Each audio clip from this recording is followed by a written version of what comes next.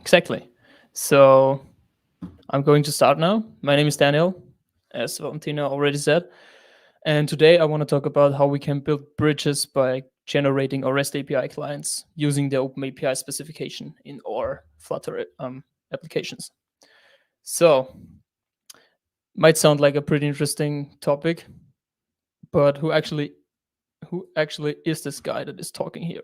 So, I'm from Austria, which is a small country in the center of Europe, and we are not from. Also, I'm not from Australia, which like forces a lot of confusion because Austria and Australia. So I'm from Austria. We have no kangaroos. We have cows and mountains and snow and so on. So don't get confused by that. I'm a software developer at Deckweiss, which is a small company in Austria, and I'm in love with Flutter since version 1.0. So like I'm kind of an early adopter, so to say. I also like worked with Flutter before it got stable, but like I'm working with Flutter since it is stable. So yeah, and I'm here to help. So as Valentina already said, I'm very active in the community. And if you need any help with the topic I'm going to present today, or with any other Flutter related topics, feel free to hit me up on Twitter. My handle is on the left corner of the screen, hopefully. Oh, okay. I'm above my handle, but like you will find me. And as Valentina already said, I'm not taking myself too serious, as you might have seen by taking a look at the picture on the right. So yeah, that are the most important informations about me. And like with that in mind, I guess it's time to finally start talking about what actually is the Open API specification. So, oh, I'm sorry. So the Open API specification is its main purpose is to be an API description for any REST API. So it doesn't need to be your REST API. The REST API doesn't need to exist. Its main purpose is just to be there and describe the REST API. Its main goal is to be as readable as possible for both humans and machines, and that's why it is either written in YAML or JSON file. We are going to talk about JSON today because I guess more people are familiar with that.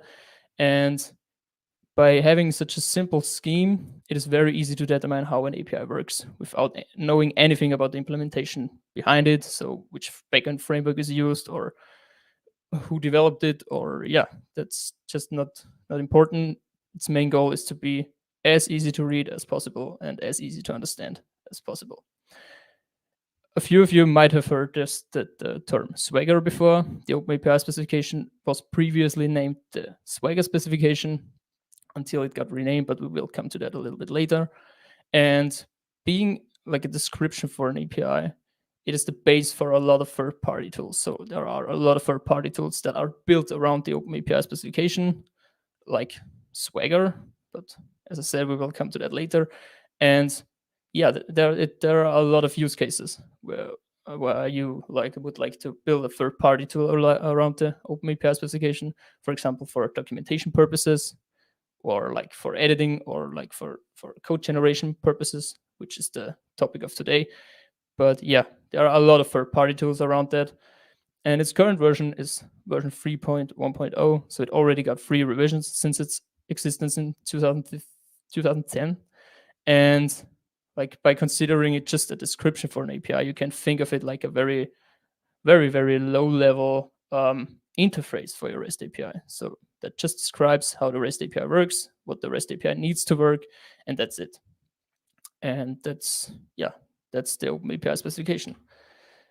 So as I said, it describes the API, but what does it actually describe? So it describes all available endpoints and all their operations. So let's say there is the slash messages endpoint, and that endpoint has the operations get and post, where you either get messages or can like add new messages to wherever. So as I said, it doesn't mention what's behind the specification. It just tells us, okay, I can get messages and I can post messages. And it also describes which operation inputs and which operation outputs there are coming. So it describes what the operation needs to work and what it gives me in return. And it also like gives us information about how the authentication works in the REST API. Is the REST API authenticated or not? How is it authenticated, and so on. And there are also a lot of a lot of metadata, like the version of the OpenAPI specification in which the scheme got written, or terms of usage or licensing stuff, or the author name. So there are a lot of information that could be part of the scheme. So I tried to put a very little scheme, a very simplified scheme in the slide to show you how this could look like. So there is an example of a very simple OpenAPI scheme written in JSON. So we don't know where this is coming from. We don't know who have written this. Maybe we have written it. Maybe some other developer or like other whoever have written it. But by just simply reading through it, we can see that there is this slash messages endpoint, as I previously mentioned, and there it has some kind of operation ID which like identifies the endpoint, and it describes the response, which could be of like the status code 200, which is described as okay, and the content in return is an array of message, which is a component, and that is also described in the scheme. So at the bottom there is the components section where you can see the message, which is of type object, has the properties body of type string, and the required properties are body. And as you can see, it's very easy to read through and to understand how the REST API, or like in this example, the single endpoint works, and what it needs to work with my application, or what I have to send it to get something. So very easy to read and very easy to understand if you know the JSON if you know how to read JSON, of course. And you could either write this scheme by yourself, like manually. You could like sit together with a backend developer and a frontend developer and like write down how the API could look like before it even exists. Or there is the possibility to generate this scheme from an existing like API. For example, you have an existing Java Spring backend where you can configure the scheme generation, and on startup you get like the generated scheme for your existing API. And this is what we will do today. But like this scheme generation is only supported for frameworks or languages that are supporting reflection. So for example, JavaScript is not possible. So any Node.js APIs won't generate the API scheme for it, but like Java or C# or something like that is supporting the generation, and it is very useful, as you will see later. So I previously mentioned the Swagger specification, and Swagger is like is everywhere. You will read about OpenAPI, so there is a little bit of confusion. And if you will like start using the OpenAPI specification later after my talk, you will like see Swagger a lot, and that's why I want to clear out what is Swagger and what is OpenAPI. So OpenAPI is just the specification. So as it describes how it works, and it was previously named the Swagger specification, which was created by the company called Smart Beer. And like Smart Beer in 2015 donated the specification to the OpenAPI initiative, which is a separate initiative that is responsible for the development and like the maintenance of the OpenAPI specification. And there are a lot of companies that are part of that initiative, like Google, Microsoft, and IBM, and they are like developing on this specification. Swagger is just a toolkit for the OpenAPI specification. As I said, there are a lot of third-party tools that are built around the specification, and Swagger is like a tool set of tools for the OpenAPI specification. For example, there's the Swagger CodeGen, which is a code generator that is built around the OpenAPI specification. There is Swagger UI, which is a UI for documentation purposes of your API, and Swagger Editor, where you can visually edit the OpenAPI. And yeah, that's actually the difference. So Swagger is just a toolkit, and OpenAPI is the specification for the toolkit. And what we will use today is not the Swagger CodeGen. We will use the OpenAPI Generator. So the OpenAPI Generator is like any Swagger toolkit, just a tool that is built around the OpenAPI specification, and it is responsible for generating API clients, server stubs, documentation, or configuration stuff around the OpenAPI specification. So the generator just takes a specific, like a scheme, OpenAPI scheme from any API. As I said, it is not important if it is your API or if the API already exists. It just needs the scheme and builds the stuff you want to build around it. So for example, you want to build an API client, you give it the scheme, and the generator builds the scheme, builds the client for the scheme. It actually is a fork of the Swagger CodeGen, which is built by the SmartBeard company. But like there were a few people where they didn't like the direction the project, like Swagger CodeGen took, so they like forked it and built their own generator for it. And it is completely open source. You can contribute and like build your own generators for different languages or language and HTTP client combinations and so on. And it's completely community driven. So there is, as far as I know, no company that is like behind it or so. So it is community driven and open source. Its implementation is based on template files. So you write template files for specific programming language or specific HTTP client, and the actual OpenAPI generator takes the template files and like generates the client for you or whatever you want to generate. And there are more than 40 programming languages or language and HTTP client combinations that are supported by the OpenAPI generator. And as I said, it is open source, so you can build your own generator for a specific language. For Dart, which is important for us because we want to generate the OpenAPI client for a Flutter application, which is obviously built on based on Dart. So there are 4 different generators we can use. There is the normal Dart generator, which is a API client generator for the HTTP library, the basic HTTP library. There is Dart Jaguar, which is deprecated, which was used for server-to-server communication, as far as I know. And there are 2 Dart DU for the DU HTTP library generators. There is the Dart DU, which is the basic DU generator, and the Dart DU Next, which is a more advanced and a more maintained version of the Dart DU generator. So as I said, there are 4 different Dart client generators, and you can choose which you want to use. And as I said, the OpenAPI generator, all it needs is the OpenAPI scheme. So you give it the scheme, you tell him what to do, and it generates the OpenAPI client for you.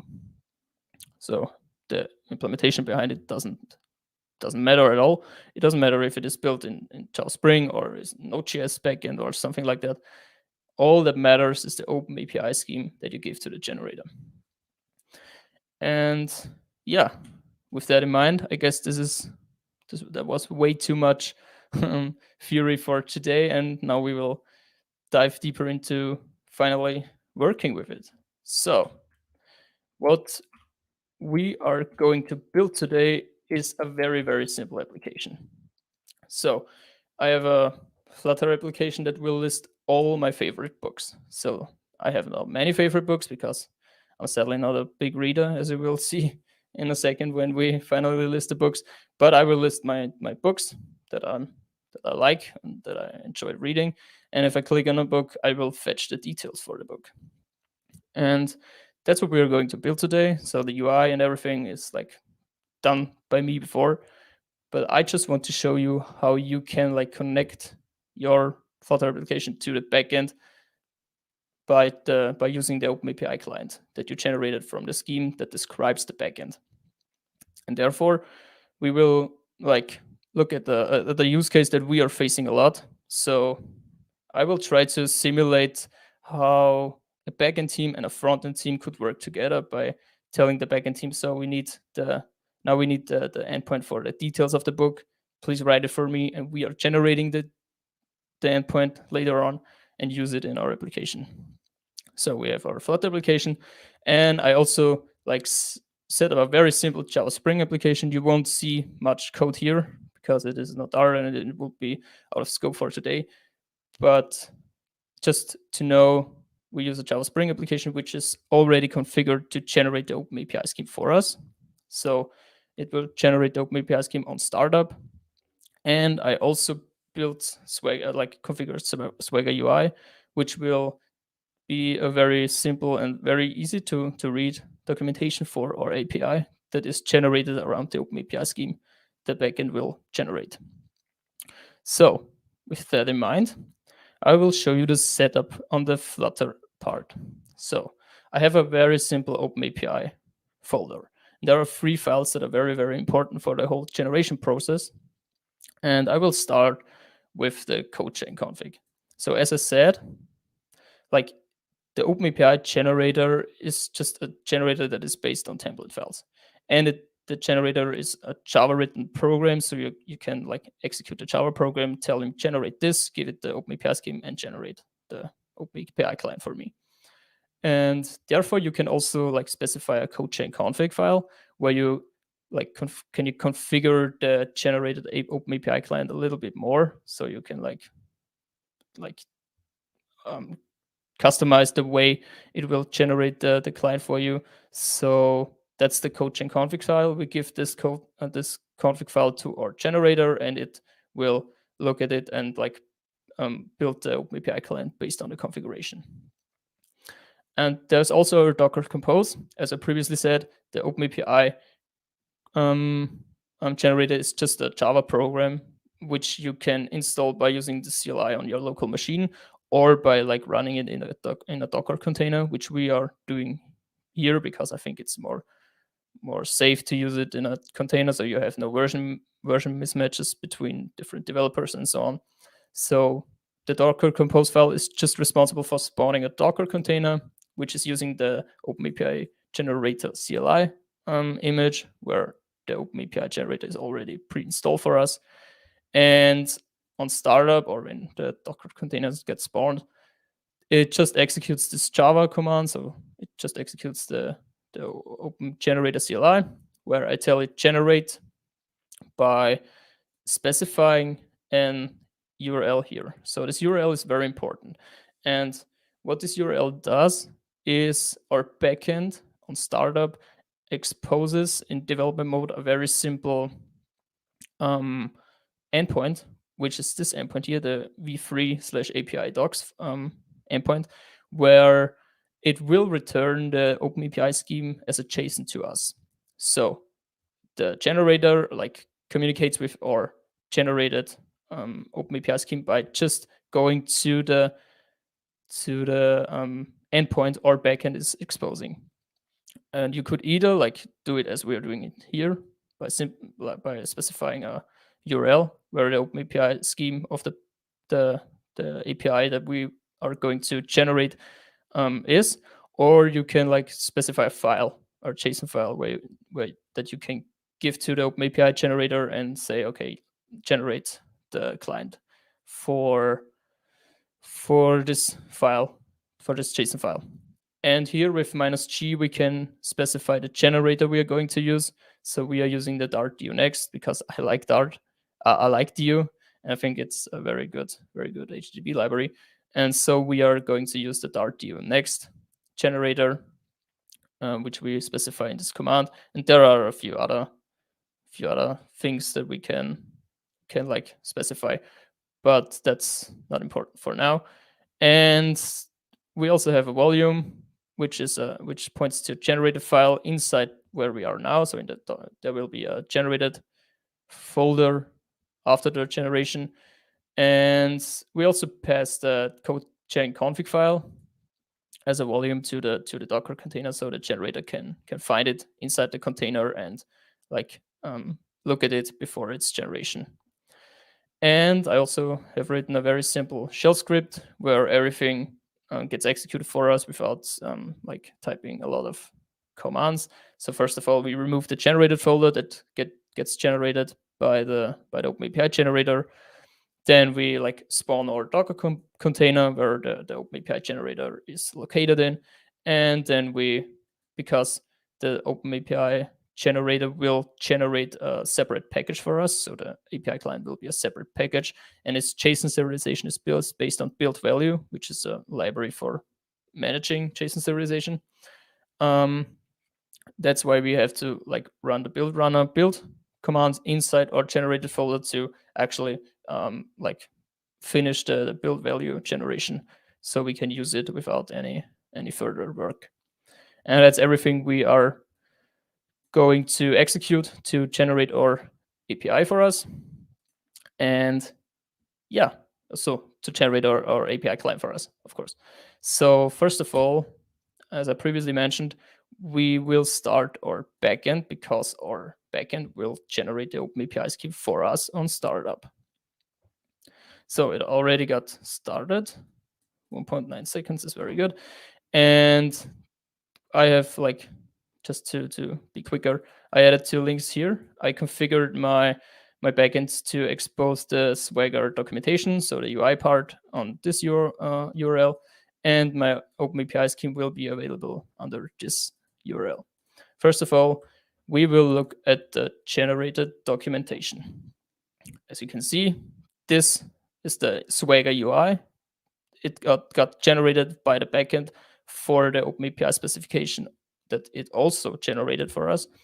And its main purpose is to be a documentation for the API. So we can look through it. We have our book controller where this endpoint gets exposed with this operation, and it will return us an array with data that could look like that. So we have an ID, a name, and an author name, which is of type string. And there is also the DTO, like the data transfer object that we actually will receive in the Flutter application, described a little bit in more detail. So we have an ID, which is of type integer, we have a name, which is of type string, and we have an author name. And that's the generated documentation for our API. And keep in mind, this documentation got generated for the OpenAPI scheme of our API. So this could also work if the API doesn't exist yet. So you can give it the scheme for an API that will exist in the future, and it will generate the documentation. And there is also a link which we can click on, which is the v3/API docs link. And if we click on that, we can see the actual OpenAPI scheme that the backend generated for us. So as I said, our OpenAPI generator will pull the OpenAPI scheme via this endpoint and generate the OpenAPI client for this scheme. So you could like copy it and prettify it to read through it and see how it works. But for now, this would work. And you can see there is r/books endpoint. And yeah, that's the OpenAPI scheme. So now we have our OpenAPI scheme. We finally could actually generate the client for us. So as you can see, there is no generated folder yet. I simply execute my simple shell script, which will start the whole Docker container. And as you can see, there is happening a lot now. Oops, that's not what I wanted. As you can see, there is happening a lot now. So there is, it generates, you can see what it already generated for us. So there is somehow our book DTO mentioned. There's also a book controller mentioned from our backend. So it seems like the generation worked. And now it runs the build runner to actually generate the JSON serialization for us. And yeah, we are done. And as you can see, there is now a generated folder, which is the package the OpenAPI generator generated for us. And as you can see by taking a look at its structure, you can see it's a separate package. And there is a lib folder where all the generated files are located at. And let's take a look at the API part, which is the most important one, because here is the book controller API, which is the client-side part for our backend book controller. So it already took the naming and like put it into our OpenAPI client. So you can very simply see that this is the book controller in the backend. And there is also our get all books method, which is also part of the book controller in the backend. So it also took that naming. And you can see it doesn't take any required arguments, or so you can like specify a lot more. You can like add a cancel token or like validate status or so. And yeah, that's all generated for us. It also generates the like JSON serialization for us, and it will return us a build list, which is part of the build value package of type book DTO. And the book DTO is actually the DTO that we are receiving. So we here have our ID, our name, and our author name. And if you remember the look into our Swagger UI documentation, you can see these names are the same. So you can very easily read through it and like understand what is happening here. And there is also a lot of other stuff, like for authentication purposes. There are also a few interceptors generated for us, which we could use if we want, and the serialization part. And a very important file here is the API.dart file, which has the class OpenAPI, and that is responsible for handling all the API controllers in our application. So you can give it a own DU instance, which is also very nice because you can like configure your own DU instance for the OpenAPI client and pass it into it. And you can also like specify a few custom interceptors for your API. And there's a lot of stuff happening. And there is our get book control API, which just gives us an instance of the book control API and passes into the DU instance we gave it that we want to work with, and also the serialization part. So we don't bother too much about that. It's just important to see that the OpenAPI class is responsible for creating the instances of the controller. You could, of course, like create the instance on your own, but there you have all on one central place and like work with that file. And yeah, that's the generated part. And as I said, it is a separate package. So we also have to use, like to add it to our pubspec.yaml file by not using it via like pubdef or so, by just specifying the path of the package to use it in our application. And yeah, we have our book repository, which is actually responsible for fetching the books and getting the book details. But for now, we have an empty array here for fetch all books, and that's why we are not seeing any books here. And now we will like integrate our OpenAPI client into our repository. So as we saw, we have the OpenAPI class that is responsible for like generating or like creating the controller instances, and we will use that. So just create an instance of OpenAPI, which is the generated file.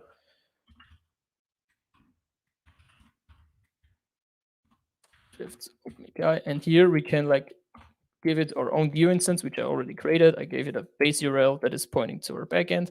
We pass it into, and now we have our OpenAPI instance. So we can work with that because when we click on OpenAPI, we see that there is no like book endpoints mentioned, and that's why we are using the book control API, which we get by just calling this method. We get controller API here.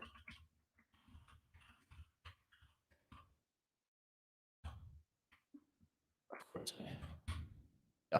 Now we have our instance of our book control API, and this instance allows us to finally access or get all books endpoint, and we don't have to give it any parameters here. And because when we are in asynchronous method, we are going to await it, and we will get the response. And because, as I said, this will return a list of book DTO, which is part of the generated code. And I personally don't want to depend on any code generated models or something like that. And that's why I already created a simple mapping util that is going to map the book DTOs to our internal book models that look like that. It's actually pretty much the same, but without the whole build value and code generated stuff. So we don't depend on the generated code. We just depend on our internal model, and we give it our data. And for now, we assume that it is not null. So our backend is hopefully running. And now we will restart our application. Oh, of course, we have to called this because it is of type build list, which is a list of, which is the build value list part. And so we have to map it to our like Dart list. And as you can see, there are now 2 books. And I previously also said that I'm not a big reader, so there are still only 2 books. And it is The Work and Becoming from Michelle Obama. And if I click on a book, it tells me, oops, nothing to see here, because our endpoint, or like our method, is still returning null. And we also don't have an endpoint yet. So now we are going to tell our backend team to please build the book details endpoint for us. So now I'm the backend developer, and now I make a little bit magic by simply pressing Control Z.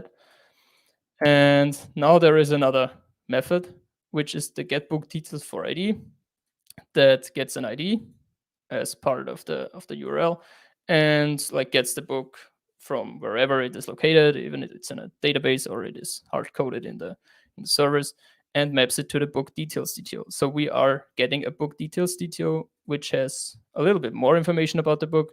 So name, author, page count, and so on.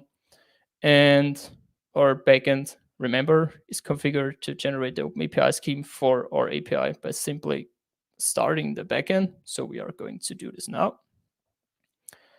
So our backend will restart, and it also already got restarted. And now we look at our Swagger UI documentation. And as you can see in our book controller, there is now the /book/ID endpoint with the operation type get, and it is returning us this type of JSON with an ID, name, page count. So the page count of the book, obviously, the publisher of the book, and a few informations about the author. And it is also described in more details down below. So there we have our book details DTO, which has an ID of integer, and so on and so on. And there is also the author DTO, which is also described here. So you can see it described a very interesting, very easy to use, and very easy to understand documentation for us, which is perfect because free documentation is great, I guess. And if you take a look into the JSON or the OpenAPI scheme, you can see it is a little bit bigger now because it generated an additional endpoint for us with the get operation. And there are also the description for the author DTO and so on. So you can see the generation of the OpenAPI scheme works. And now it's time to finally use it. So as you can see, if we click now on a book, nothing is happening because we don't actually consume the endpoint. And for that, we will access the OpenAPI instance again. I just copy pasted so to save a little bit of time. And we get our book control API. And now we will finally, if we don't type long words, we will await the book control API dots. Oh, of course, how could I forget that? We have to generate our client before. So we call our shell script again. It just deleted a generated folder now. And now it generated it again. And as you can see in the logs, there is now the author DTO mentioned and also the book details DTO mentioned. So the generation worked. And now it tries to run the build runner, build command, and that's the perfect time to take a sip of water.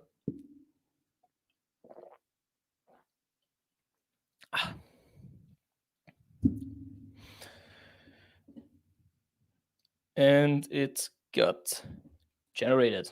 And if we take a look into our generated folder now, there is now the author DTO model and the book details DTO, which contains the author DTO. And in our book control API, there now is another method called get book details for ID, which takes in a required named parameter called ID, which is of type integer, and you give it the integer and you get the book details DTO in return, which contains the name, author, page count, and so on. Everything we need to display on our page. And now we can finally use it. We get the response of type book details DTO, we call response, what a creative name. And now we access our book controller API and call the get books for ID. Here we give it our book ID, and now because we get another like generated model from the OpenAPI client, we are now also mapping this DTO to our internal model, and for now we assume that it is not null again, which should be handled a little bit more carefully, but for now it works, and it's would be out of scope to handle nullability here. But yeah, that's it. We connected our client technically to our backend, and now we will see if it actually works. So we restart our Flutter application and we open the debug, and oops, nothing is happening. So I guess the hot restart didn't work now. I restart the application. That's happening quite often. So as you can see, we very simply connected our Flutter application to our backend by just consuming the OpenAPI client that it generated for us. And we also can give it our custom DO instance, which is very useful because we can like specify custom interception logic or something like that for example, refreshing authentication. And yeah, our application is running again. We now click on a book and we are getting the information of the book. And that's happening because we are connected to our API client, to our API endpoint, and fetching the book details DTO. We map it to a book details internal model and display it on the screen. So the communication between front-end team and back-end team worked pretty well, I guess. And that's everything I wanted to show you, that it is very easy to actually consume or like generate OpenAPI generated clients in your Flutter application.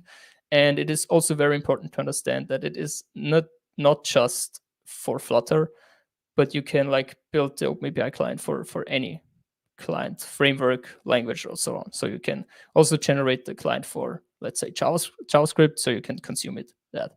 I just wanted to show you how simple it is to connect your Flutter application to an OpenAPI backend or to an OpenAPI API, REST API, so to say. And yeah, that's everything I wanted to show you today. If there are any further questions, feel free to ask them now or later in the Sparshal chat. And that's everything from me. Thank you for watching and have a nice conference. Okay, thank you very much, Daniel. That was very informative and cool, and I like those kind of presentation that actually like teach you how to do some stuff, and that stuff is going to make your life easier. So Thank you. thanks. Yeah. That was great. It made my life and the life of our coworkers a lot easier. Yeah, because now we have a defined workflow, how to work. We say like the backend team creates the API for us, and we just have to generate it without bothering about the JSON serialization or something like that. So that's very useful and a very, very cool workflow, to be honest.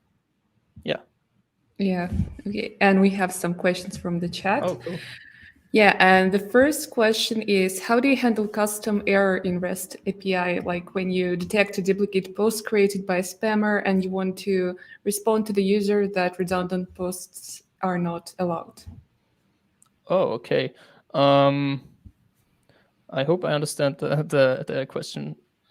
But like I guess it's, well, how do you handle errors in general in the OpenAPI client, or I don't know, because like the part of spammers is a little bit too much in detail, but I try to cover it. So you can handle errors by simply like catching them with try catch in the method you actually call from the OpenAPI client, and there you get the information about what the error actually caused. So you get the status code, or you could actually send something back from the backend that informs the client about what happened. So you have all flexibility to handle errors in your OpenAPI client. And if you have a spammer that duplicated posts, I guess you can simply send a specific status code from a backend to a client, catch the error, and react to the status code in a certain way how to handle it in your application. So error handling is pretty easy, and you just can catch the error by simply wrapping it in try catch and react to it. Yeah, I hope that answers the question. But I guess, yeah. Yeah, thanks. Yeah, that makes sense. Another small question. Does OpenAPI work with Kotlin?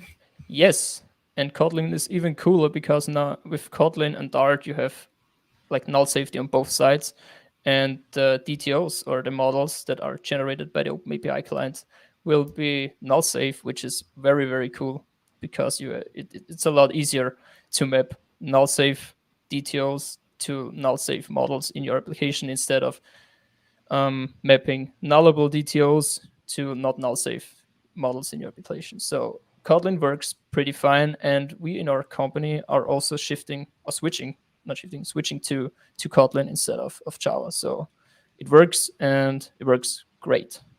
It's pretty cool. Nice. Okay, another question. Let's say I'm a part of a team where there is a backend team that provides REST endpoints with a tailed Swagger docs. Would I at any point need to interact with OpenAPI? So actually, you don't need to interact with OpenAPI in any form. You just need the OpenAPI's scheme of the backend you want to consume. So either you contact the backend team to give it in a JSON file or something like that, or like give it to you or send it to you in a JSON file, or you can ask them if they also expose an API where you can fetch the scheme for the API. But you don't have to interact with the OpenAPI at all. It's just important to know that you the generator that actually generates the OpenAPI client on your client side just needs the scheme of any backend, so or of any REST API, so to say, because the API doesn't even need to exist. The OpenAPI scheme is just a description for any REST API. So you don't have to interact with OpenAPI at all. You just need the scheme, give it to the OpenAPI generator, and the generator generates the client for the given scheme. That's the workflow. Okay, thank you. And there is another clarification question. Uh, can you generate the Okay, I will read the question. I also didn't understand if you can generate it using the Flutter app code or the backend code, or both. So the generation part is not specific to Flutter or any backend code at all. It's just a Java program. The OpenAPI generator is just a Java program you give the scheme to, and the Java program tries to generate the client for by using the given generator you specify. So if you specify the Dart DU generator, it will generate a Dart OpenAPI client that uses the DU HTTP library for executing the request. But that is not specific to Flutter at all. And as I said, you can generate the client for various other languages like JavaScript or anything else, but it's not specific to Flutter or Java. And I also showed you the shell script I created that is just responsible for deleting the generated folder that previously got generated, spawning the Docker file, or you don't need to spawn a Docker container, or so you can also simply call the OpenAPI CLI in your command line, and then we'll build the JSON serialization. That's a shell script that I have written manually, but how you handle it is totally up to you. Totally up to you. So it's not specific to Flutter, to sum it up. Okay. And we have a new question from the chat is, does the OpenAPI support API gateway for versioning? To be honest, I don't know. I completely don't know. Versioning is handled like in any other way. You can like version your API, and the OpenAPI client will generate also the versioned API for you, so you can use another version of your API. But like to get specific into your question, no, I don't know. Sorry. Like we could talk later in the chat if you want, but you could like explain what you mean in more detail, so I can answer it maybe. Okay, yeah, don't forget to join us at our spatial chat. And yeah, Yeah, sure. there's specific room, Q&A English. And yeah, hopefully you will be there and yeah, people will go Yeah, and ask you I will. questions. I will definitely join. Cool. Okay, great. And while we still have some time, so I've heard that you noticed that you've been a Flutter enthusiast since version 1. And I Yes. have a question, like, Cool. uh, do you notice any problems in Flutter or like any things that should be fixed or features that should be added, perhaps? Like, since you've been with Flutter for a long time, you probably Mhm. must have an opinion on it. Yeah, like there was this iOS jank issue which got a little bit better by a update. That was a huge problem, to be honest, for a lot of people, I guess. And currently, I don't have like a specific problem I would ask them to fix. For me, it would like as always work on stability, make the framework more stable or as stable as it is as possible. And yeah, so I didn't notice any like dramatical issues right now that I could mention here. But like getting as stable as possible would be pretty cool. And it is already pretty stable, but you could always improve, I guess. Yeah. So no, there are no like problems I'm facing right now. And I also could not say if there are problems like in comparison to other frameworks or other languages, because currently I'm working pretty deeply solely in Flutter, so I'm very in a Flutter bubble. I normally come from a web backend, like web background, not backend. Completely confused by the whole backend part today, but yeah, I'm in a Flutter bubble, and I'm also not the right guy to like compare different frameworks if they are better or not. So if this question will come later on, I cannot say if I'm not the person to say whether React Native or Flutter is better. So yeah, that's my point on that. Okay. And there's a small question. Do you have a sample project on GitHub? No, but I could create one if you want. Yeah, I think that would be Yeah, great and useful. seems like, yeah, yeah. I will create one and like give it to you, or like share it on Twitter or so you can dive deeper into it. I could actually like publish this project I'm working on GitHub, so you can maybe rewatch the talk and work with the thing on your own. So yeah, I will push it to GitHub to share it with you. Yeah, thank you. That would be great. Yeah, Okay, well, thank you very much for your talk. It was a huge pleasure to have you here. yeah. Thank you for having me. It was also a pleasure for me to be part of the startup conference. And yeah, I wish you all Okay. the best for the upcoming talks, and and yeah, the schedule is pretty interesting, so you should definitely keep watching it.